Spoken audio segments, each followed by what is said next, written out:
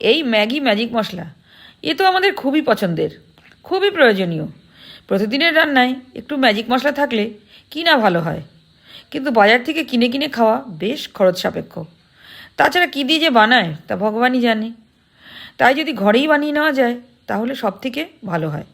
Fry pan গরম করে প্রথমে দেব গোটা ধনে, গোটা জিরে, মৌরি, গোলমরিচ, তেজপাতা, শুকনো লঙ্কা, বেশ কয়েকটা লবঙ্গ, মেথিদানা, ছোটো এলাচ, দারুচিনি, কয়েকটা ভাজা বাদাম খালি খোলায় হালকা হালকা করে ভেজে নিচ্ছি। এবার ঠান্ডা হলে মিক্সিং জারে তুলে নিলাম। সঙ্গে দেব onion powder, garlic powder, ginger powder, বিট নুন, আমচুর পাউডার, হলুদ গুঁড়ো, কাশ্মীরি লঙ্কার গুঁড়ো, আজিনামোটো, শুকনো পার্সলে পাতা আর কর্নফ্লাওয়ার। পুরোটাই একসঙ্গে মিশিয়ে নিলাম। ব্যাস, একদম দোকানের মতন ম্যাজিক মশলা রেডি। এবার কাচের জারে তুলে নিলাম। সারা বছর ফ্রিজে রেখে খান, কারণ এতে তো কোনো প্রিজারভেটিভ দেওয়া নেই। ভিডিওটা ভালো লাগলে প্লিজ একটা লাইক দিয়ে পাশে থাকবেন। সবাই ভালো থাকবেন। ধন্যবাদ।